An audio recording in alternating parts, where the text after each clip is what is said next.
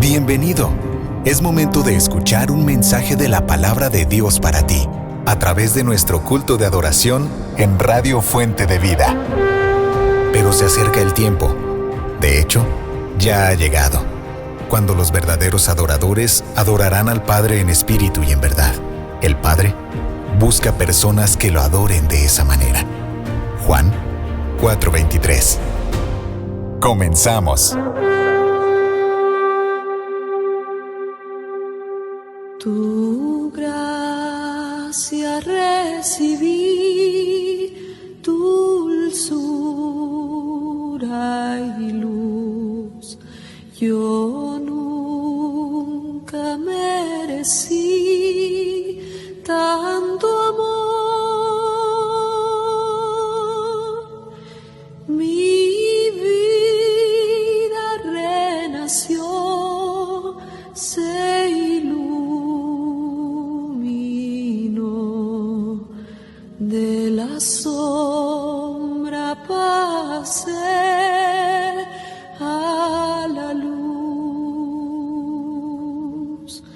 Me abriste el corazón con tu perdón.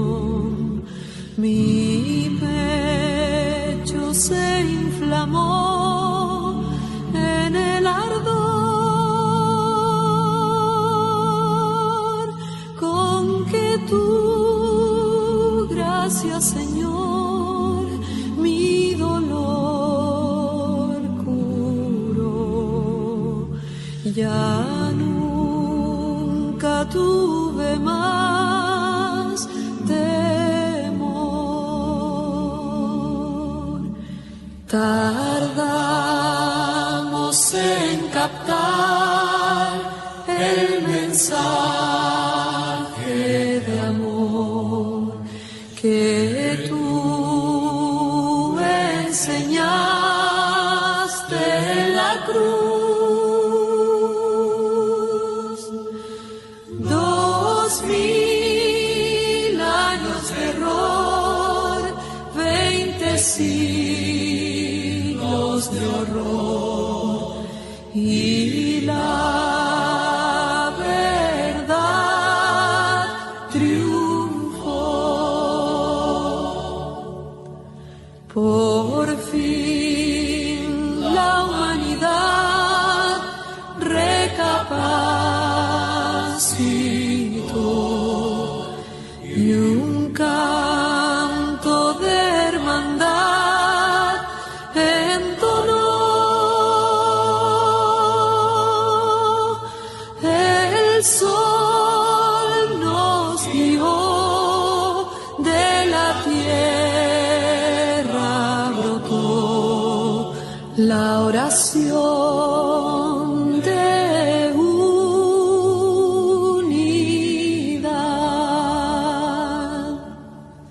Tu gracia recibí, dulzura y luz. Yo nunca merecí tanto amor. Mi vida renació, se iluminó, de la sombra pasé a la luz.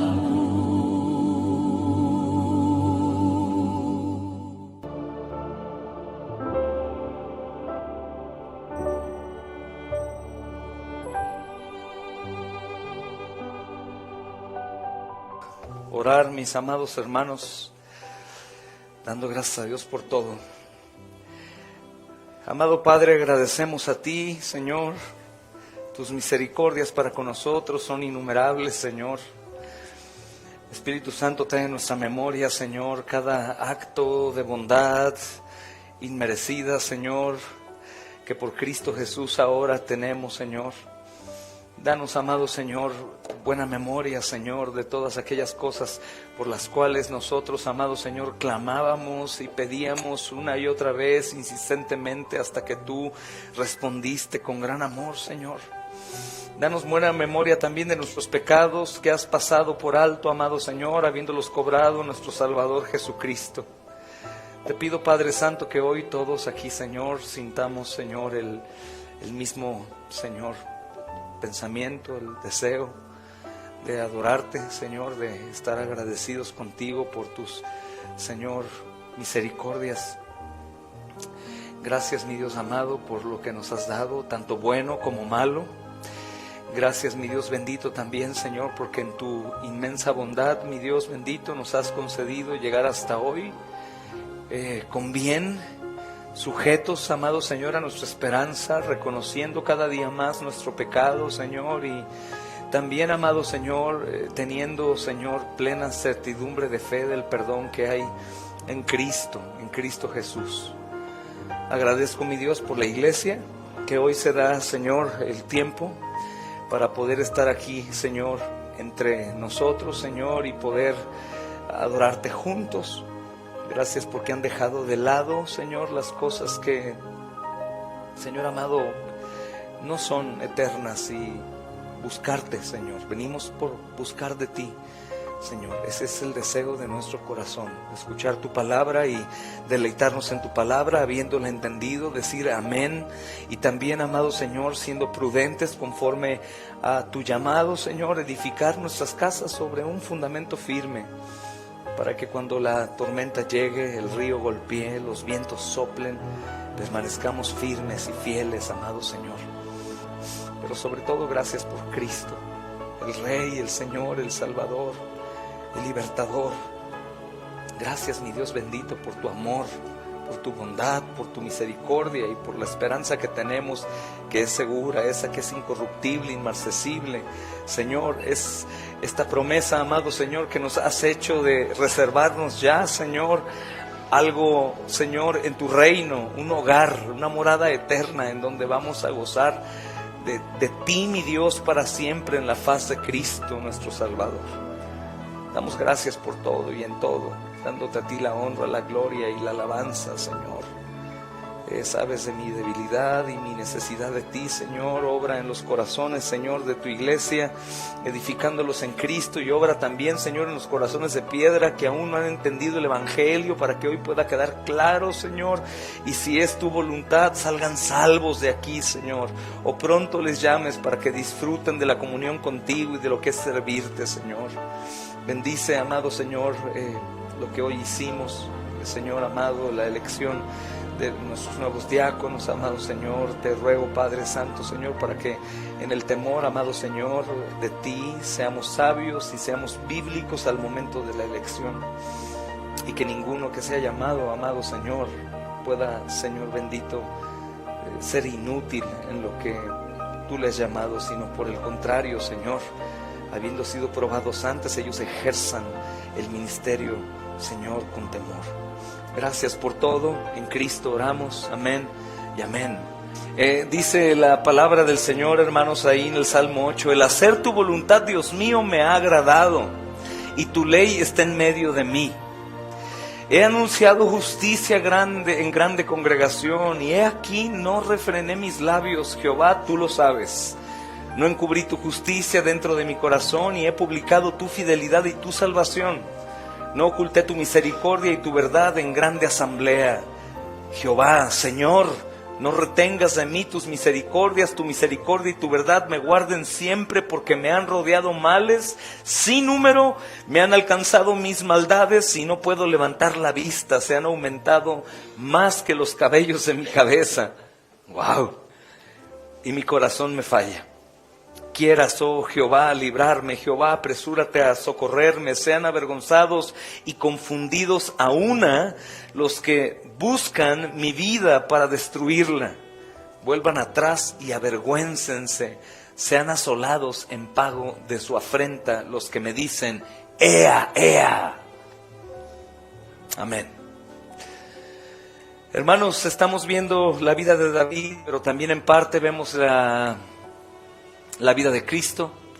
Hay, hermanos, en este salmo mucho que señala a Cristo. Algunos han atribuido a este salmo un salmo mesiánico en su totalidad, pero realmente yo no he encontrado en su totalidad, hermanos, a Cristo en todo el salmo, como lo es el Salmo 22, por ejemplo, ¿no, hermanos? Que podríamos decir, ese salmo está hablando del Señor sin ninguna duda, o algunos otros salmos como el Salmo 1, bienaventurado el varón que no se ha sentado en sillas escarnecedores, es el Señor, y otros salmos también que tienen algunos rastros de ser mesiánicos, pero este salmo, hermanos, tiene parte de Cristo, de su vida, de su obra perfecta, y también obviamente tiene todo parte en la vida de David.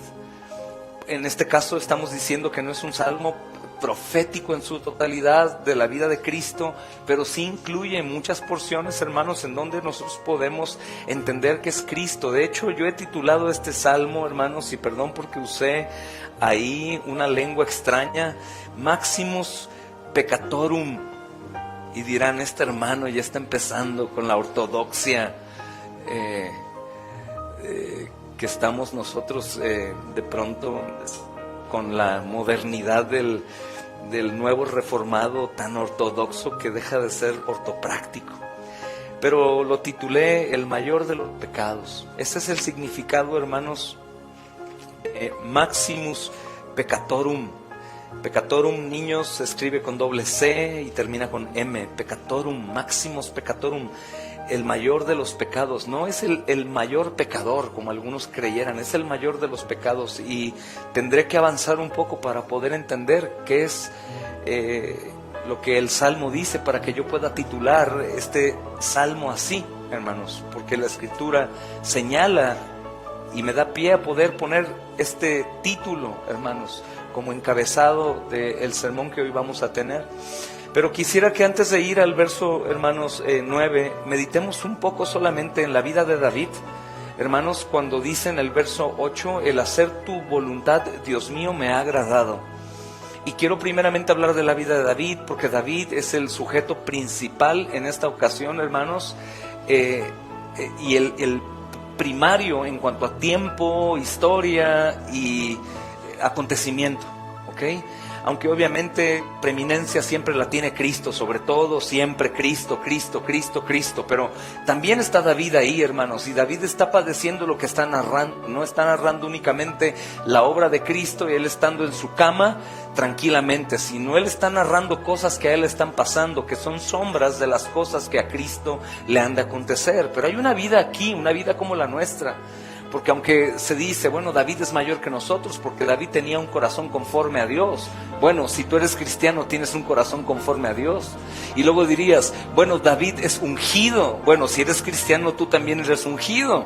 Así que no hay diferencias, hermanos. Al contrario, hay una diferencia, hermanos, que es un tanto negativa para nosotros, porque estamos hablando de un hombre que sí es mayor a nosotros en cuanto a la parte, hermanos, de su ministerio. Él es un rey, él es un guerrero, él es un hombre, hermanos, elegido por el Señor, en donde un profeta, hermanos, lo ungió personalmente. Él es un hombre que ha batallado con muchas cosas, peleó con un gigante llamado Goliat, ha vencido, hermanos, animales feroces y ha pasado por un sinnúmero de cosas, siendo rey. Esto nos dice que pues nosotros nos encontramos en una postura mucho más favorable en cuanto a los sufrimientos, porque no somos reyes y a veces nos sentimos como reyes. No somos David, hermanos, en este sentido, sino fuimos nosotros de los gentiles. Él es del linaje, por supuesto, hermanos, es del pueblo de Israel, ¿no? Y sabemos que David, hermanos, pues es mayor en cuanto a su ministerio, obviamente, por lo que se le ha encomendado a él, pero no es más amado que nosotros como la iglesia de Cristo. David es tan amado como todos nosotros, y David era un hombre conforme al corazón de Dios, pero tú debes ser un hombre también conforme al corazón de Dios. Y debes decir, si David, siendo rey, siendo quien era, habiendo visto lo que vio, habiendo sido ungido con aceite, elegido, vencido un gigante, peleado batallas con animales feroces, venciéndoles, siendo traicionado por su pueblo, por su propio hijo, ¿quién soy yo para pensar distinto a Él? Eso nos ayuda bastante porque cuando nos comparamos con el Señor Jesús, pues obviamente, hermanos, comparándonos con Cristo decimos, no, pues no hay comparación, Cristo es Cristo y por eso yo soy así, no soy como Cristo, pero aquí hay un hombre que está padeciendo lo mismo que tú y yo padecemos, pero aún cosas peores y siendo un hombre mucho más importante en el sentido humanamente hablando, con la responsabilidad que él tiene, y él se agrada siendo un rey de hacer la voluntad de Dios, y dice, y me agrada hacer tu voluntad. Hermanos, cuando pensamos en un rey, pensamos en una persona soberbia, orgullosa, que por el poder que tiene puede llegar a decir, pues también es mi voluntad, tú me pusiste por rey, así que yo voy a hacer cosas conforme a lo que yo quiero hacer. Y sabe el error de eso, porque cuando no hizo lo que Dios le dijo que hiciera, cometió uno de los peores pecados que todo hombre puede llegar a cometer, homicidio y fornicación y homicidio. ¿Cuándo? Cuando no hizo lo que Dios le dijo que hiciera. ¿Qué hizo? Lo que él quería hacer. Los que no entienden esto, cuando el pueblo iba a la guerra, el rey tenía que ir a la guerra. Como su ejército había tenido mucho éxito porque la mano de Dios estaba sobre ellos, dijo, mi ejército está fuerte, que vayan ellos. Entonces él se quedó, no fue a hacer lo que Dios le dijo que hiciera, y él cometió uno de los pecados que le trajo una de las consecuencias más terribles en su vida, que es perder un hijo, por disciplina, por castigo de Dios. Entonces, hermanos, qué bendición es ver a un David que dice, me agrada en hacer tu voluntad. Por supuesto que la figura profética aquí, hablando de Cristo, hermanos, como un salmo mesiánico, pues Cristo, sabemos que Él se agradaba, su pan era hacer la voluntad del Padre.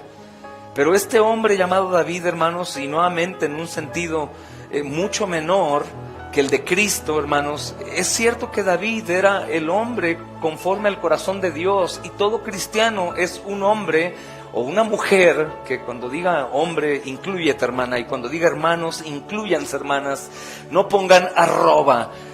Hermanos, les pido con arroba. Ese es lenguaje inclusivo y tenemos que huir del lenguaje inclusivo no bíblico. A menos de que haya puras hermanas, diremos hermanos. Pero si hay hermanos y hermanas, diremos hermanos. Y si hay niños y niñas, vamos a decir niños, no niños y niñas forzosamente. Porque eso es justamente lo que el mundo quiere hacer. Entendemos que somos una comunidad de creyentes y el hecho de decir hermanos no quiere decir que la mujer sea denigrada, sino que somos hermanos. Yo tengo hermanos, mujeres y hombres. ¿Amén, hermanos?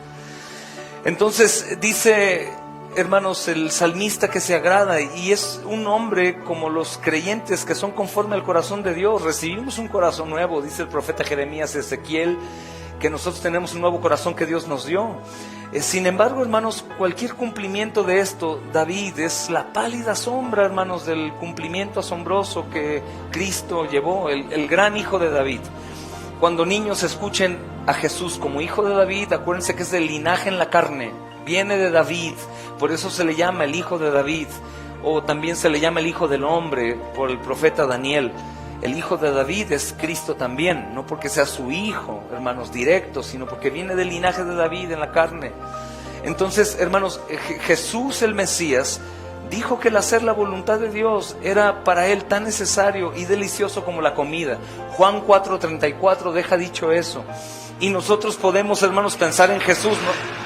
Nuevamente lo digo, como pues el perfecto hombre, que obviamente pues era la voluntad de Dios lo más deleitoso para él. Pero vemos también en David, en el contexto de la vida de David, que para él también hacer la voluntad de Dios era un deleite. Se agradaba en hacer la voluntad de Dios, aunque la voluntad de Dios no siempre era como David quisiera.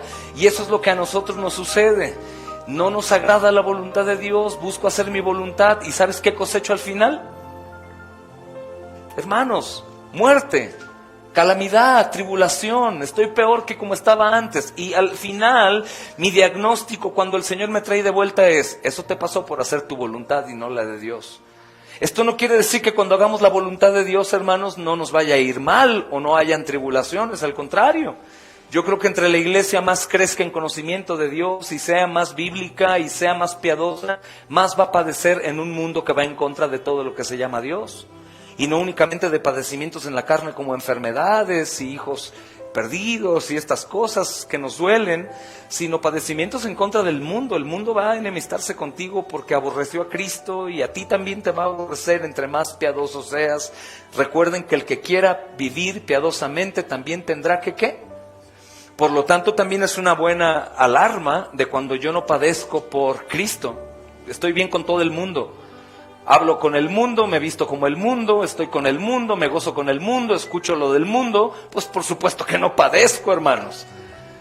Padezco a lo mejor por ser sucio, no ser un buen vecino, no tener un jardín bien podadito, tirar mi basura en la calle, que mi perro se haga del baño en el jardín ajeno. Y digo, es que me odian por ser cristiano. No, te odian por ser sucio, por ser chismoso, chismosa, por cosas pecaminosas. El asunto aquí es el sufrimiento, hermanos, que va en incremento cuando yo voy pareciéndome más a Cristo.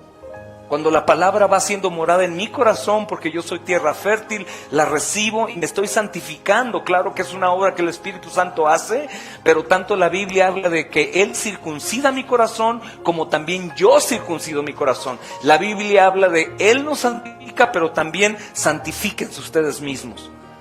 Es la soberanía sobre todo, pero también en su soberanía nos da la oportunidad de ser responsables y hacer eso. Entonces, hermanos, qué maravilloso que David dice, un hombre como nosotros, hacer tu voluntad me agrada. Gloria a Dios. Sabemos, hermanos, que David es un hombre y se agrada en hacer la voluntad de Dios, aun cuando adelante veremos que no ha pasado el padecimiento. Dios le dio gracia y misericordia y lo hizo estar tranquilo, pero los ataques continúan. En la vida de Jesús, hermanos, no solamente sabemos que Él hizo la voluntad del Padre, sino que Él se deleitaba en ella. No únicamente le agradaba, como probar una comida y dices, me agrada. Deleitarse en ella, hermanos, es que tú pruebas y dices, qué maravilloso, está delicioso esto. Jesús se deleitaba en eso, hermanos, y desde la antigua eternidad había deseado la obra que se le había propuesto en su vida humana, hermanos. Y Él estuvo angustiado, era la voluntad de Dios.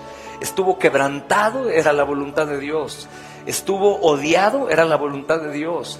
Iba camino al Getsemaní, era la voluntad de Dios. Sintió el abandono del Padre, era la voluntad de Dios, hermanos. Se hizo pecado por nosotros, no pecador, pecado por nosotros, y era la voluntad de Dios. Murió bajo la ira de Dios y era la voluntad de Dios. ¿Y sabes qué? Era su deleite.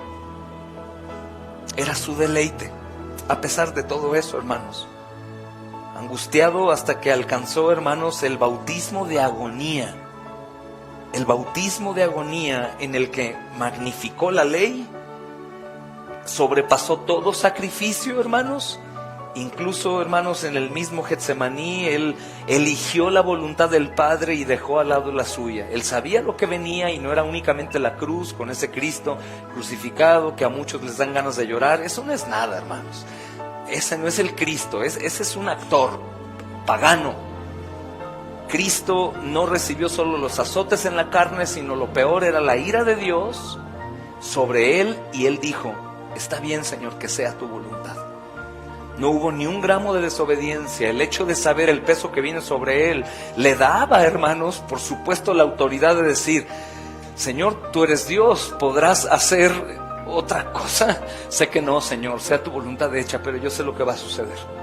En su naturaleza humana Él entendía perfectamente que Dios demandaba sacrificio.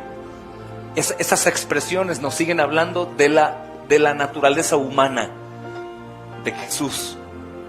La naturaleza humana decía, sé lo que es quebrantar tu ley. Y sé que no únicamente debo cumplir tu ley para que sean salvos.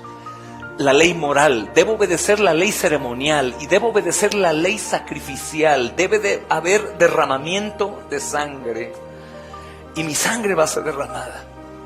Y Él lo hizo, hermanos. Fue el Señor Jesús quien hizo la obra. El Padre hizo que sucediera, pero no la llevó a cabo Él mismo solamente, la persona del Padre, sino fue Jesús quien la lleva a cabo y quien la realizó, hermanos. Quien la trajo, quien la introdujo dentro del velo y la puso como una ofrenda meritoria y aceptable a los pies de su complacido Padre. Este es mi Hijo amado en quien me complazco.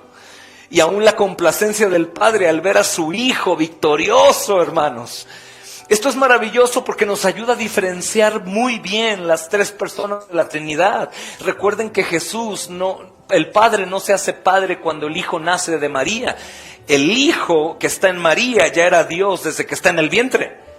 Pero sabemos que Él no se aferra a ser igual a Dios a este mundo, sino ahora en la carne, Él se sujeta como hijo a Dios, como un hombre, y hace la voluntad del Padre. Él dice, las palabras que yo hablo no son mías, son de mi Padre. Nos enseña la naturaleza humana del Señor Jesús, y nos enseña que ese hombre, que es Dios, que es mucho más humillante, porque si hubiera sido como el mormón o la luz del mundo, era un hombre en donde Dios lo visitaba. Bueno, dices, pues ese hombre, por eso no es tomado por ellos como Dios, ni es tan asombroso. Por eso es Jehová, o por eso es John Smith, o el apóstol de la luz del mundo, mayor que Cristo, María para el catolicismo romano. Pero cuando entendemos que Jesús es una persona con dos naturalezas, es extremadamente asombroso que quien se está humillando es Dios mismo. Y que puede ejercer su deidad y su divinidad y no la ejerce. Que tiene el poder para que el Padre responda y no lo hace. Sino Él tiene el deseo como hombre de en nuestro lugar, de forma sustitutiva, tomar nuestros pecados, nuestra condenación y voluntariamente decir, hágase tu voluntad. ¿Cuál era la voluntad del Padre? Número 1, niños, graben esto en su mente. La voluntad del Padre era mostrar su gloria. ¿En dónde? Ahí en la cruz. No, muchos no vieron su gloria. Manifestar la gloria venidera. O sea, el deleite del buen Padre es que tú y yo, creyente, algún día disfrutamos de lo que Él disfruta, y es eterno, infinito, y Él se llena. ¿Cómo es esto? Es una contradicción. Lo eterno, lo infinito no podría llegar a llenarse. Pues quiero decirte que sí, en su Hijo Él se complace. Primer lugar de la salvación, mostrar su gloria. ¿Cómo va a mostrar su gloria si Cristo no muere? Entonces la voluntad de Dios en primer lugar se obedece por Cristo cuando Él muere, hermanos. En segundo lugar, cuando Él muere nos salva, porque paga, hermanos, con su propia vida.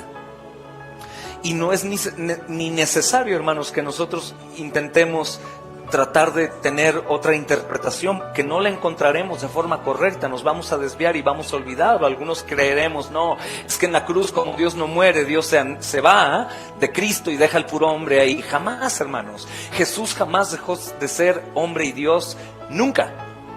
Él adquirió naturaleza humana y desde entonces es Dios hombre en una persona.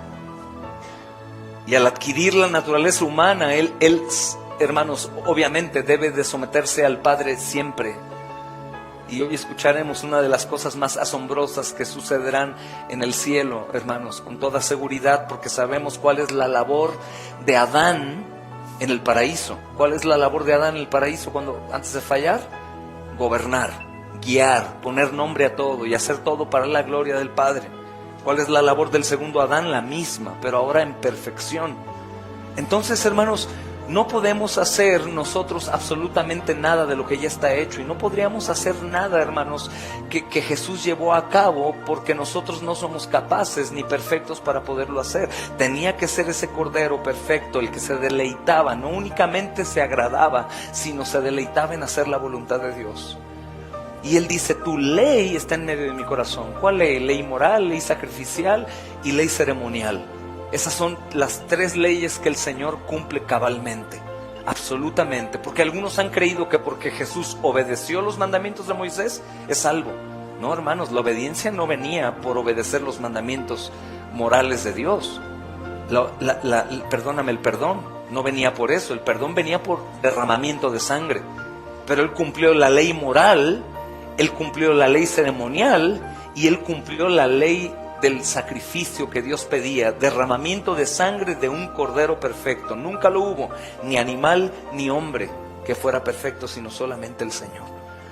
Entonces, hermanos, qué interesante es esto, porque cuando dice David, tu ley está en medio de mi corazón, hermanos, habla como de abrir. Dios abre los corazones de la mayoría de los hombres que Él ha salvado o llamado, y hermanos, y hace algo ahí. Y si tú piensas en el hombre del mundo y abrimos su corazón y pudiéramos leer lo que hay en el corazón, encontraríamos una frase que diga, mi Dios es el Dios de este mundo. Pero si abrimos el corazón de un verdadero creyente, hermanos, encontraremos que diría: tu ley está grabada en mi corazón. Amo tu ley, Señor. Ayúdame para obedecer tu ley. Ayúdame para obedecer no únicamente los 10 mandamientos, hermanos, sino todas las enseñanzas en el Nuevo Testamento, que en su mayoría están basadas en la ley de Moisés. En cuanto al amar a Dios, amar al prójimo, de ahí se desarrolla todo lo demás. Por eso algunos han hablado de aquellos que defienden el resumen de la ley por Jesús, amar a Dios y amar al prójimo, como antinomianistas. Anti es en contra de la ley. Nomos ley, y no es así, sino que Jesús mismo dice: el cumplimiento de la ley es ama a Dios sobre todas las cosas y a tu prójimo. Las enseñanzas, hermanos, de los apóstoles son igual. Si tú te das cuenta en cuanto al servicio, el perdón, la misericordia, la generosidad, la unidad, la perseverancia, tienen que ver con esto: amar a Dios y amar al prójimo. Y lo demás se cumple. Porque si amo a mi esposa, a mi prójimo, no voy a adulterar y fornicar. Si amo a mi prójimo, no lo voy a robar. Al contrario, le voy a dar, hermanos. Esto habla muchísimo del servicio del cristiano, porque viene como Cristo a dar, no a recibir. Hermanos, Él dijo que hay más en dar que en recibir, hermanos. Y yo añado a esto: hay más en dar que en pedir. Dejemos de pedir, hermanos. Mejor trabajemos y demos.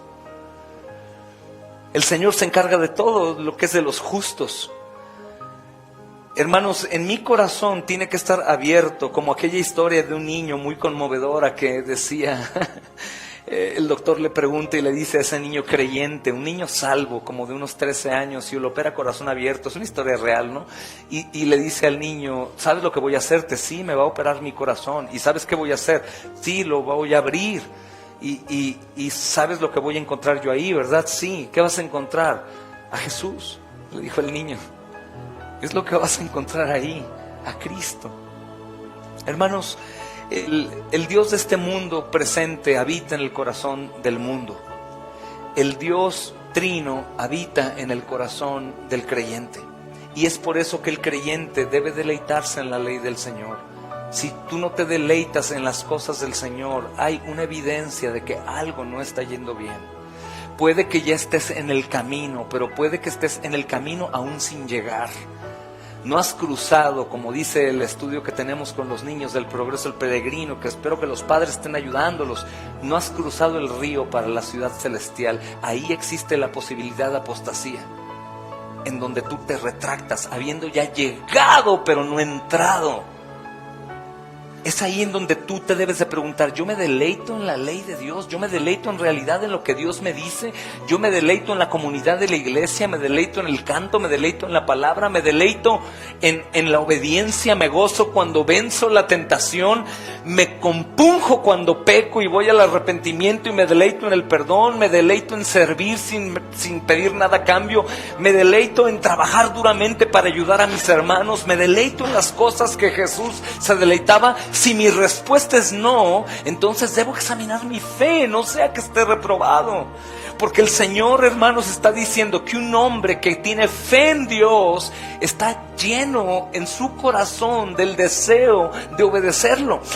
Escucha lo siguiente: no estoy diciendo que el que es salvo es un hombre perfecto que siempre obedece, sino que su deseo y su deleite es poder obedecer.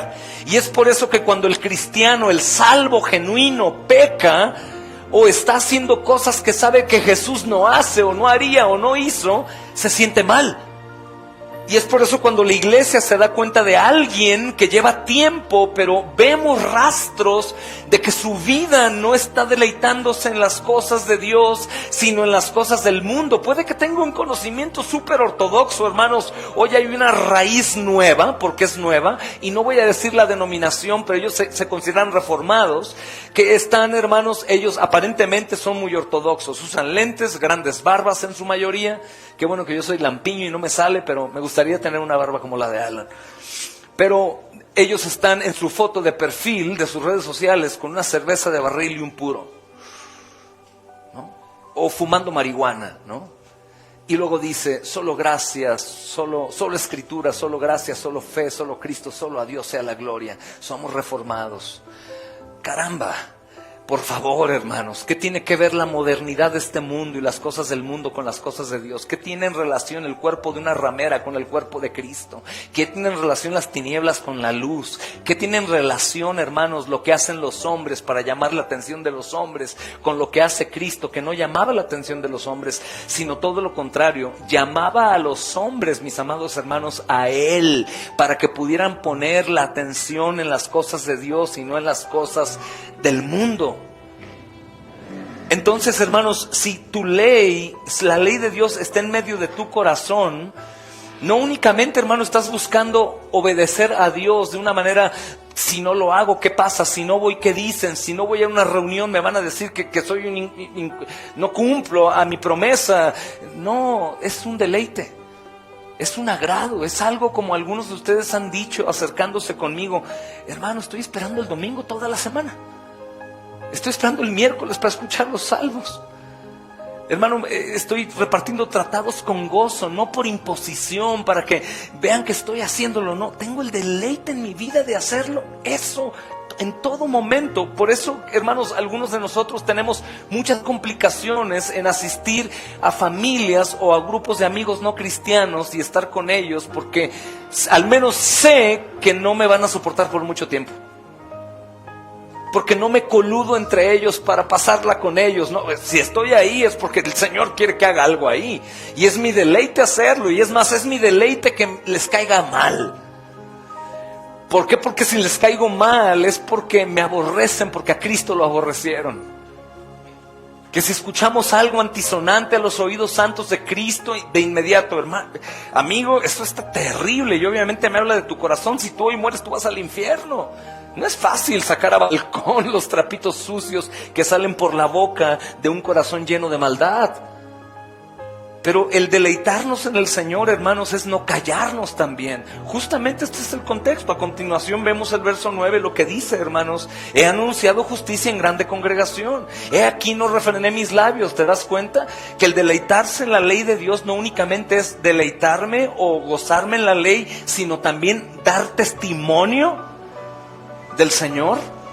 No callarme ante las barbaridades del mundo, no coludirme con el mundo, no pasarme bien con el mundo. Por eso cuando algunos dicen, es pecado esto, hermano, es pecado ir al gimnasio, es pecado ir a la playa, es pecado ver la tele, es pecado escuchar música secular. Hermano, nada de eso es prohibido. Todo lo puedes hacer, pero no te conviene. El pecado es más bien lo que está llevándote a decir que eso no es pecado. Ahí está el pecado. El pecado no es esto. El pecado es el por qué vienes a preguntarme algo que sabes que Cristo no haría junto contigo. Ahí radica. ¿Es el pecado un tatuaje? Bueno, puedo ir al Antiguo Testamento y decirte que rayar el cuerpo se considera algo que es pecado. Pero el asunto es, ¿por qué? ¿Por qué, hermano? ¿Es pecado escuchar música secular? Y algunos muy sabios dicen, bueno, depende qué música, porque la música tiene muchas variantes, el jazz me gusta, me relaja. Pues bueno, hermano, en lugar de escuchar a un marihuano, drogadicto, heroinómano que toca jazz increíblemente, mejor escucha alabanzas y alaba a tu Señor. Por ejemplo, ¿no? Pero si lo haces no es pecado, tranquilo. Si tu conciencia no te acusa, hazlo. Pero, hermanos, estamos llamados a redimir el tiempo y aprovechar el tiempo para cosas que edifiquen, que bendigan mi vida, que sumen al reino, no a tu propia vida. Es como cuando Pablo habla y dice, el ejercicio físico, ¿cuánto aprovecha? Poco, pero lo espiritual. Entonces, enfocados en lo espiritual, mis amados hermanos, es el foco de David. Él está enfocado en lo espiritual. Él no está viendo ni la guerra ni las cosas como algo que lo lleven a dejar de obedecer. Y eso es algo que sucede en las iglesias. Viene la aflicción, la guerra, las circunstancias difíciles, las pobrezas, una metida de pie para que caigas, y lo primero que viene a la mente es me alejo porque tengo que solucionar primero este problema. No, mi amado hermano, estás tú siendo ignorante a lo que Dios está haciendo. Él está permitiendo que eso pase con el propósito de disciplinarte, cambiarte, que vayas a buscar únicamente a alguien, a Cristo. Y Él dice, pon tus ojos y busca el reino y busca la justicia, y Todo lo demás es añadido. Él no dice, busca las añadiduras y ya que te quede tiempo, busca la justicia y la verdad. Jamás. Pero estamos al revés. Entonces, falta deleite de la ley. Hay que examinar por qué no me deleito en las cosas que Cristo se deleita. En todos los sentidos, mis amados hermanos. Y cuando alguien se deleita de una buena comida, ¿sabes qué es lo que sucede cuando tú descubres unos buenos tacos? Que mi hermano Cristian viene pronto a comer tacos a Guadalajara. ¿Sabes qué es lo que haces? ¿Qué es lo que haces con una buena comida? Lo primero que haces con los demás, ¿qué es lo que haces? Recomiendas. No, hermano, los mejores tacos, las mejores pizzas, las mejores hamburguesas. Hermano, ¿y cuántas veces tú dices, Cristo, hermano, Cristo, amigo, es lo mejor, Cristo es lo que necesitas, Cristo es esto? No únicamente por ellos, que es necesario que ellos, hermanos, puedan conocer a Cristo, sino que alguien que en realidad se deleita en Cristo, que es el cumplimiento de la ley, hermanos, que es nuestra justicia, la propiciación por nuestros pecados, que es, hermanos, su obra la más gloriosa y maravillosa ante los ojos del creyente, pues obviamente alguien que está bien cimentado en esa verdad, lo que más anuncia es la justicia en las personas. Si se dan cuenta, hermanos, el texto en grande congregación no está diciendo en la iglesia, como llamamos congregación. De hecho, hermanos, congregación es cualquier grupo de personas unidas. Iglesia, eclesía, sí habla de una asamblea de creyentes, pero congregación es congregados en el estadio, congregados en la calle, congregados en un tianguis, congregados donde sea. Y él no tiene temor, ¿por qué? Porque su deleite es tan grande en el Señor, él ama tanto al Señor, que no puede callarse, y él anuncia la justicia en grande congregación y dice, he aquí, no refrené mis labios. Hablo de ti, Señor, y tú lo sabes. Tú lo sabes. Tú sabes que lo hago. ¿Y por qué lo haces? Algunos dicen, porque quieren conseguir seguidores, porque quieren conseguir prosélitos que los sigan a ellos. No, porque es imposible. Yo no encuentro un deleite más grande que Cristo. Cristo satisface lo que mi esposa Carlita no satisface en mi vida. Cristo puede hacer lo que Carlita no hace, hermanos. Y Cristo puede hacer en ella y satisfacer en ella lo que yo no puedo hacer. Y yo tengo la plena certeza que si yo muriera, Cristo va a cubrir toda necesidad de mi esposa en todos los sentidos. Y eso se proclama. Tenemos a un rey que es tan glorioso, hermanos, que estamos nosotros no como aquellos que los reciben en Jerusalén con palmas, muchos hipócritas. Ahí viene, y otros burlándose de él. Ni como un David que lo recibían. David, glorioso es, vences multitudes, millares. Hermanos, estamos recibiendo ahora por la obra de Cristo, después de las tinieblas que estuvieron por mucho tiempo, a un rey que no necesita, número uno, hermanos, ser defendido. Número dos, hermanos, no necesita tampoco que yo, hermanos, lo represente. No podría hacerlo, pero sí es necesario que yo lo proclame. ¿Y por qué lo proclamo? Porque es un mandamiento, queda claro. Pero yo proclamo, mi amado hermano, a mi Señor, por lo que mi Señor ha hecho en su misericordia y en su gracia para conmigo. Lo que hizo, lo que hace y lo que hará. Y esto es tan indescriptible que cada día debo buscar más de Él para conocerlo más, enamorarme más y hablar más de Él. Hermanas, ¿se acuerdan cuando eran, en el mundo o ahora creyentes, que se enamoraron de su alma gemela, decían, o encontré mi media naranja? Y que todo el tiempo con sus amigas hablaban de su gran novio. Encontré un hombre, no. Y era tanto amor que era cara de murciélago, pero ella lo veía con cara de cisne. Y recuerden ustedes, hermanos, si padecieron, no eran de familias económicamente abundantes, que podían caminar millas para ir a visitar a la novia. Mi novia, ¿se acuerdan de cuando los teléfonos existían sin límite y llamabas y te quedabas dormido hablando con ella? ¿Hablabas y hablabas de ella? ¿De tu novia, de tu novio? ¿Por qué? Porque me deleitaba en ella y en él. El asunto es que David ha encontrado su máximo deleite en Dios por lo que Dios es y lo que ha hecho. Así que él anuncia su justicia en grande congregación. Y él no refrena sus labios y Dios lo sabe. Él dice, no encubrí tu justicia dentro de mi corazón. No la cubro con nada, ni con afanes, tribulaciones, angustias, necesidades. Nada puede cubrir tu justicia, es más, tu justicia cubre todo lo demás. Y cuando su justicia cubre todo lo demás, no hay nada que pueda quitarme mis ojos de él. ¿Cuál es el problema?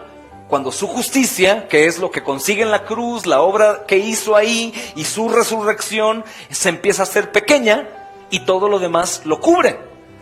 El afán, la ansiedad, los temores, el miedo, qué pasará mañana, qué será. Y si te das cuenta son expresiones de incredulidad. Que Dios no nos ha prometido llegar al cielo. Entonces piensen en esto. Si Él ya nos prometió llegar al cielo, entonces ¿de qué debo preocuparme? Si voy a llegar. A los creyentes, obviamente. ¿Y quién podría callar eso? ¿Qué creen, hermanos? Voy a entrar al maratón de los 64 días de 4,000 kilómetros. Pero ¿qué creen? No he empezado a correrlo y ya se me prometió ganar. Y justamente, no haciendo trampa. Hermanos, en esa condición nos encontramos nosotros y en esa condición por la sombra del Mesías que David conocía, se deleita y no puede callarse. Él dice, no encubrí tu justicia delante de mi corazón. Por eso él clamaba cada angustia que tenía, porque recordaba que Dios era justo y él no cubría con nada su justicia. Él publicaba la fidelidad de la salvación del Señor, no ocultaba tu misericordia y tu verdad en grande asamblea. Jehová, no retengas de mí tus misericordias. Entonces David, hermanos, no está diciendo esto para únicamente quedar bien con Dios. Recuerda que David es inspirado por el Espíritu Santo. Toda la Escritura es inspirada por Dios y es verdad. Es la única verdad, nuestra única regla de fe y de conducta y de práctica. Es la Biblia, nada más, hermanos. Ay, hermano, no necesito nada, hermano. Si no existieran los libros que hoy tenemos, la Biblia es suficiente. No hace falta nada, si no Dios lo hubiera agregado ahí. Y la aritmética y todo eso, bueno, si Dios hubiera visto conveniente agregarlo, hubiera puesto aquí también eso. Pero hermanos, lo que podemos ver aquí es a un hombre íntegro que está, hermanos, diciendo que Dios mismo sabe que Él lo glorifica en su vida y entre el pueblo. ¿Cuántas veces no caemos en la mentira de que es que no pude hacer esto porque estuve trabajando todo el tiempo? ¿Cuánta gente ve a tu alrededor? ¿Y a cuántos publicaste la justicia del Señor? Divorciamos el ministerio de la piedad, hermanos, con las cosas que consideramos seculares. Y insisto, para el cristiano no existe lo secular. Su vida es por Cristo y para Cristo, porque vive solo para su gloria, en la escuela, en la oficina, en la empresa, en la calle, en su colonia, en donde sea. No debo callar, no debo encubrir tu justicia por respeto a alguien. No debo hacerlo. Es que quiero respetar, es que si hago esto van a correrme. Hermano, ¿sabes qué sería maravilloso? Bienaventurado aquel que padezca a causa de mi nombre. Si tú en tu trabajo hablas de Cristo, pero obviamente en amor, bíblicamente, con buenos fundamentos, con deseos de salvación y no de debatir y cortar cabezas, hermano, y te corren, bienaventurado serás por eso. Porque te corrieron por hablar la verdad en amor. Pero encubres la justicia con tantas cosas. No, es que si hago esto me corren, me quitan, y luego ¿cómo voy a hacer esto? ¿Cómo voy a pagar? ¿Y cómo voy a continuar? Estoy endeudado, mejor me callo. ¿Y qué pasa? Cubres con esas cosas la justicia del Señor. Pero David no, hermanos, si era un rey. Entonces es maravilloso, hermanos, porque en parte esto es un nuevo cántico de alabanza que proviene de una liberación. Y David, hermanos, no refrena sus labios para ofrecer esta alabanza de liberación, aunque las calamidades han continuado. El Salmo nos lo dirá. Los versículos anteriores, hermanos, Si ustedes se dan cuenta, esto tuvo un cumplimiento mucho mayor y perfecto en la vida del Señor Jesús, el Hijo de David. Fue cierto que Jesús, hermanos, en su ministerio terrenal hizo todo eso y gozó de todo eso, hermanos. Esto es lo que de Jesús se puede decir. Él era el príncipe de los predicadores al aire libre, Él era el príncipe de los evangelistas, Él era el pastor de los pastores, el gran itinerante, el presidente del colegio de todos los predicadores del evangelio, el rey de la iglesia, el señor de señores, y Él lo hacía. Por eso cuando pienso en pastores que amo y que no quiero juzgar, que no predican el evangelio, digo, qué curioso, porque el Señor no dejó de predicar el evangelio en las calles. Era un predicador callejero. Y su púlpito era todo lugar a donde Él estaba. Y Él daba gracias a pesar de todas las tribulaciones que venían desde su nacimiento. Es Dios, hermanos. Y Él padeciendo y no ejerciendo su poder divino para poder quitarse un poco de peso, sino llevando el peso de los hombres, llevando las cargas de los hombres, lastimándose como hombre, enfermándose como hombre, padeciendo persecución y bullying como hombre, siendo Dios. Pero Él nunca encubría la justicia. De hecho, toda su vida vemos que a pesar de cualquier cosa, Él seguía hablando de la justicia que había de Dios para con los demás por medio de Él.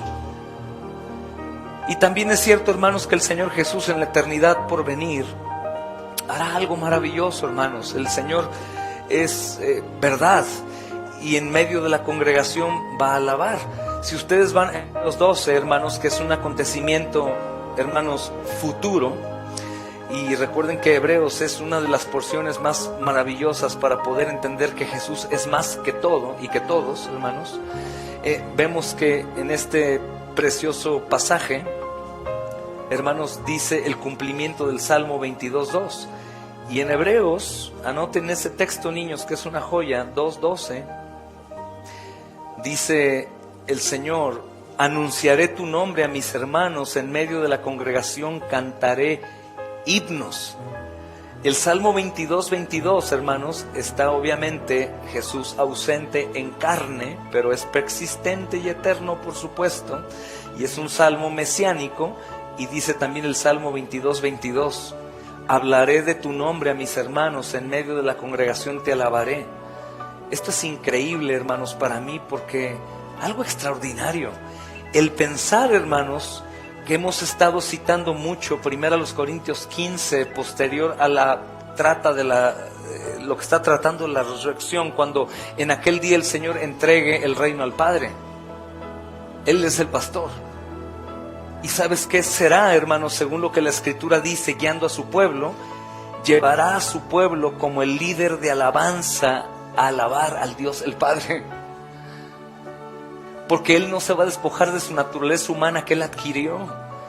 Imagínense que en el día final, cuando estemos descansando en su gloria, aquel que nos enseñará a alabar como es debido será Jesús. Y Él está dirigiendo no sé qué cantos, hermanos, pero pues Él es lo que cantamos en la Biblia. Biblia cantada por el autor de la Biblia. No es lo mismo leer un poema, escuchar un poema de alguien que está citando el poema de otro autor, que escuchar el poema del mismo escritor.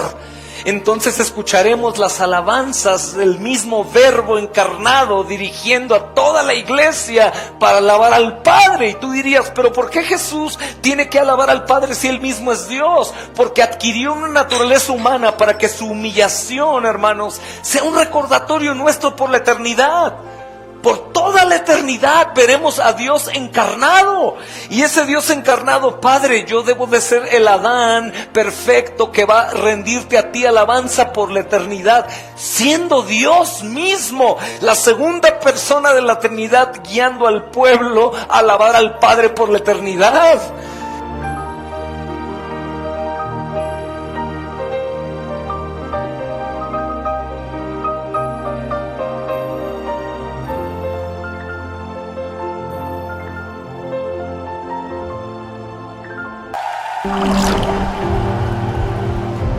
Dichosos más bien, contestó Jesús, los que oyen la palabra de Dios y la obedecen. Lucas 11:28. Acabamos de escuchar un mensaje de la palabra de Dios a través de nuestro culto de adoración en Radio Fuente de Vida. Pues Dios es espíritu. Por eso todos los que le adoran deben hacerlo en espíritu y en verdad. Juan 4:24. Deseamos que haya sido de edificación y que rinda frutos en tu corazón, compartiendo las buenas nuevas del Evangelio. Radio Fuente de Vida. Hasta la próxima.